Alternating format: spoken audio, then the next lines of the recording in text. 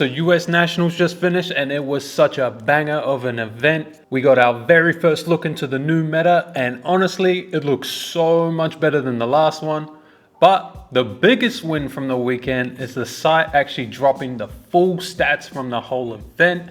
So I decided to scrape and compile all the win rates for each and every single hero across this weekend into a Google sheet. So for this video, we're going to be deep diving into all the statistics around the event, who's the biggest winners, who's the biggest losers. That way we can try and figure out where the meta's headed next for the rest of our upcoming nationals. I'm Tog and welcome to We Make Best. So like I said, this is the document that I was able to scrape all the data from the weekend into.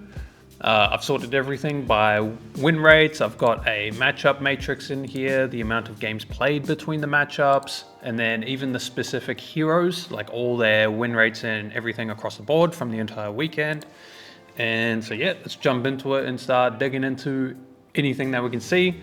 First thing I want to check out is who overperformed, who underperformed, all of these types of things. And for that, we can just check out the win rates and games played per hero, and there is one that just sticks out like a sore thumb, because look at this shit. Verdance, 129 games, 63% win rate.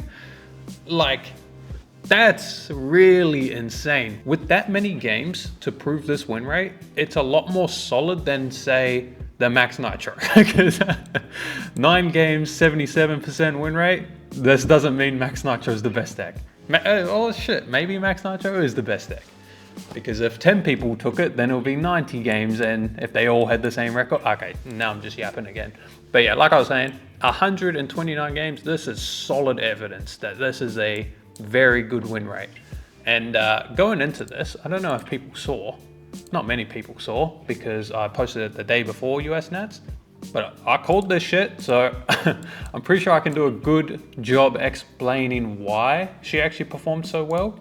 And not only will I be able to explain it, we can even show it in the statistics. But pretty much, yeah, she's by far the biggest overperformer because only 19 Verdances showed up. What's that? Yeah, 3.7% of the meta was Verdance.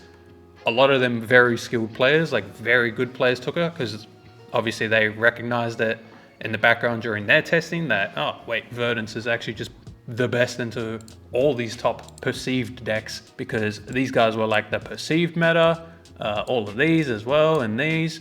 I think generally the consensus was these two were like the best aggro decks going into an open format, so it's generally always correct to play the best aggro decks when you go into wide open formats, just to be the most proactive. These two, just like the strongest decks in a vacuum, but when you start to consider what people would bring, then it starts to get a little bit more dicey. Nu just really strong. I knew Gravy is just a menace. I've just been playing him non-stop since, not like before he got released. Since his leak, I've been playing him non-stop. I just knew he was going to be up here. Honestly, he's going to end up being S. And yeah, also Florian. A lot of people DM'd me about why the fuck I put Florian here instead of best deck, and they try to like give me that case. I'm just like, bro, just shut up. Just shut up. Obviously still a very good deck, but I want to explain. Florian is not good into this if it's the meta. Florian is good into the rest.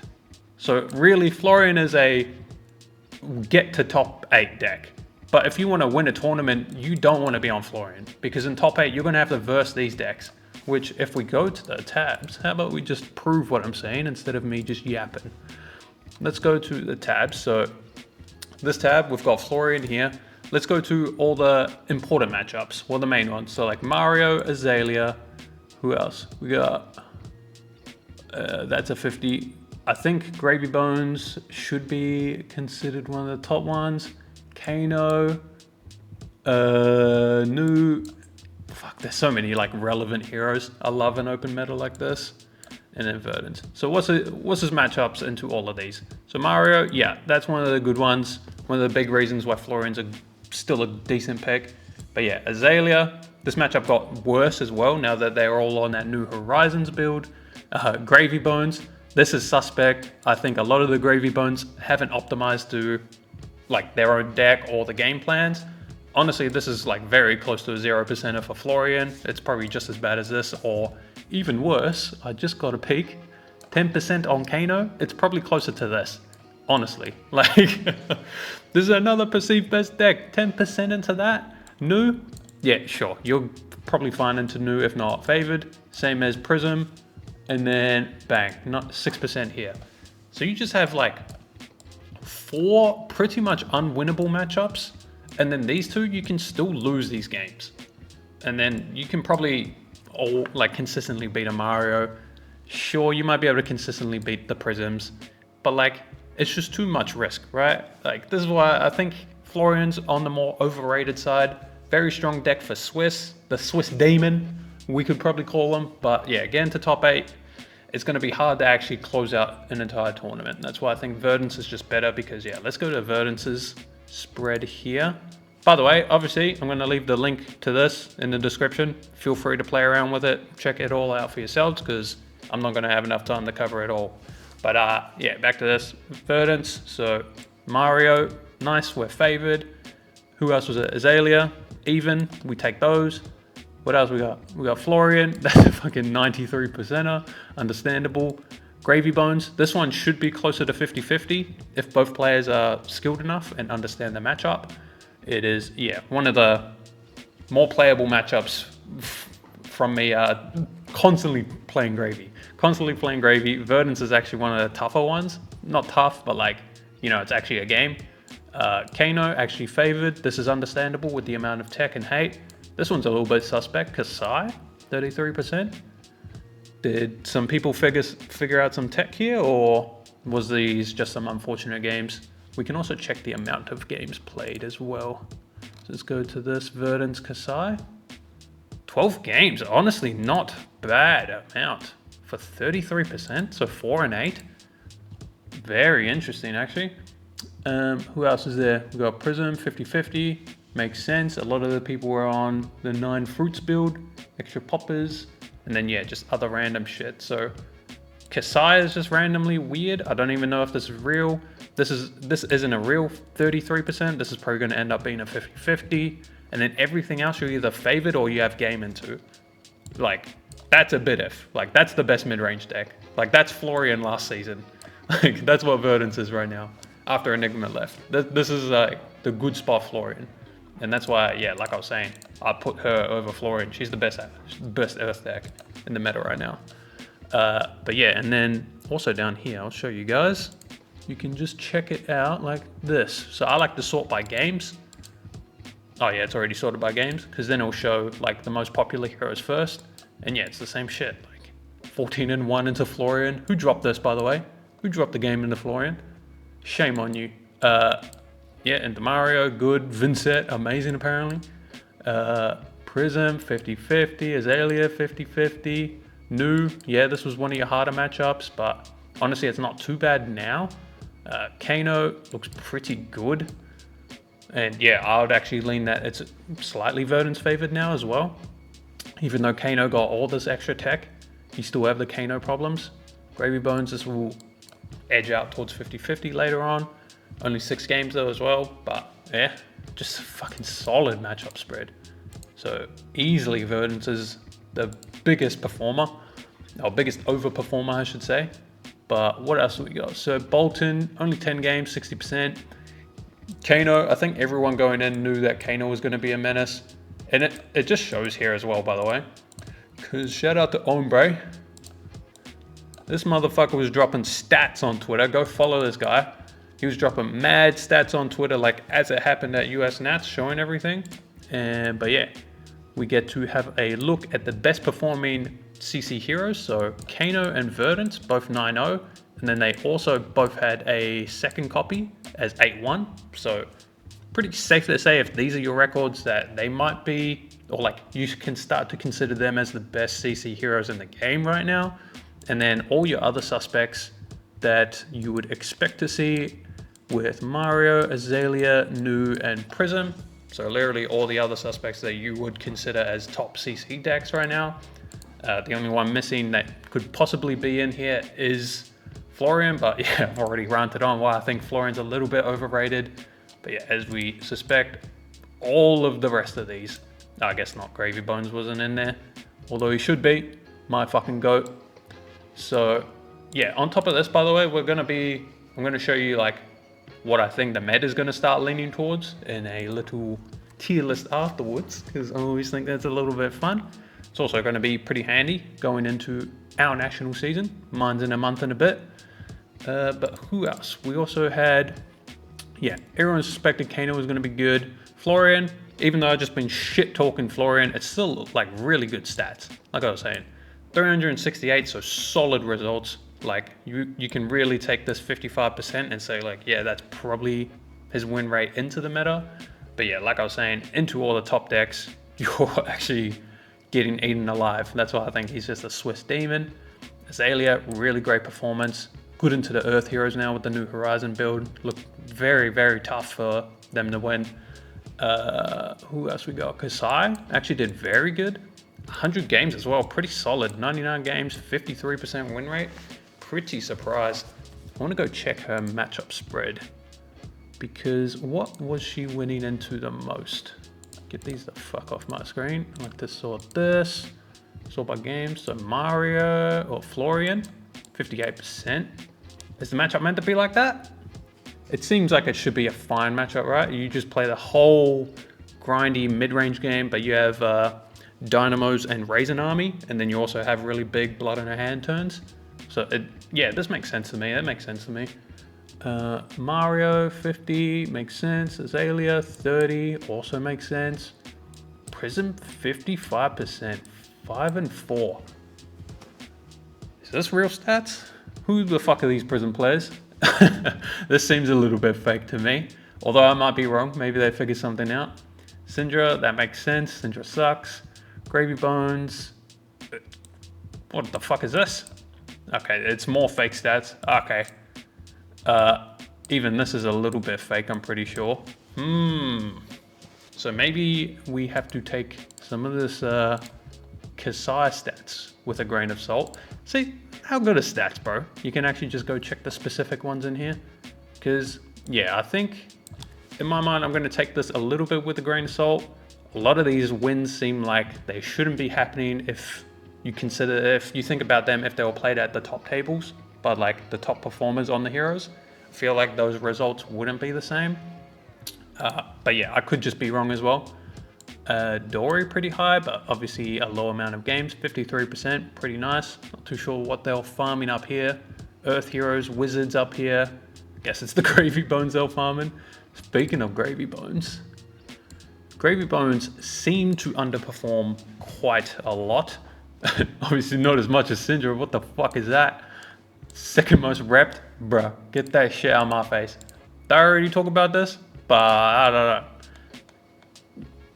Slap that bitch straight and see. If you tested her at all before US Nets, you knew damn well you ain't playing her into none of these top heroes. None of these top heroes you even want to verse. Like all of them, you're just like, I guess aside from this one. But like, yeah, and I guess this one maybe. But even this one's like questionable.